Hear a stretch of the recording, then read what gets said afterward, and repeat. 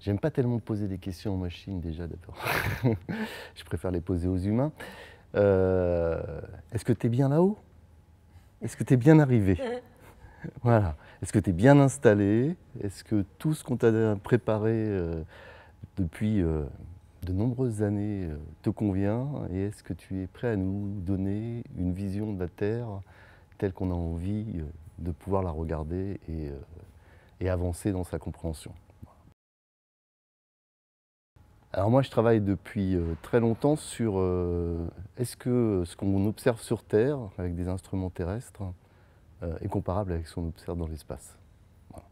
Donc ça s'appelle en termes jargon scientifique de la calval, c'est-à-dire de la calibration et validation, mais quelque part c'est de se dire ok, on peut observer un certain phénomène peut-être un peu plus localement avec des instruments terrestres, ou maritime bien sûr, et est-ce que c'est véritablement comparable à ce qu'on va observer depuis l'espace, sachant que bien sûr c'est pas comparable parce que l'un va observer globalement sur différentes zones, dans différents contextes, et on va se concentrer sur un petit point, mais en tout cas il y a un certain nombre de paramètres qu'on peut comparer facilement comme ça, facilement, peut-être pas si facilement, mais qui du coup donne une confiance dans la mesure qui va être effectuée ailleurs où on n'a pas de point de contrôle.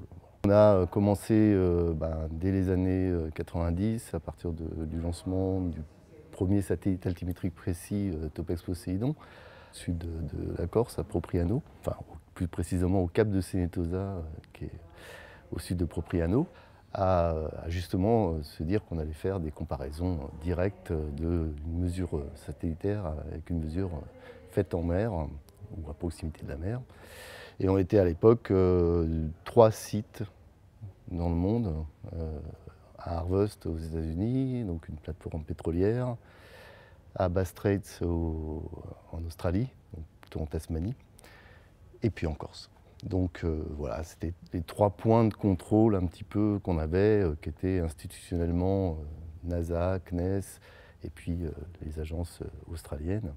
Globalement, je ne suis pas sûr qu'il y ait un seul scientifique qui ne rêve pas de la nuit, de quelque chose qui lui tient à cœur et qui lui occupe sa journée et son esprit, de nuit, de jour, de vacances. Voilà, ça fait partie de nos vies. On a toujours peur, enfin voilà, on a confiance les uns les autres, je crois que c'est ça qui fait qu'on n'a pas des peurs irrationnelles. Donc on a confiance dans les équipes techniques, opérationnelles, qui ont une qualité de communication aussi importante, qui sont capables de nous rassurer, qui répondent à nos attentes. Donc oui, il y a un moment où c'est hors de nos compétences. Et donc c'est vrai que c'est bien d'être rassuré. C'est comme quand on ne connaît pas quelque chose, on a peur tant que quelqu'un ne nous rassure pas en disant tout va bien se passer. Voilà, donc c'est un peu ça, dans ces moments-là. Voilà.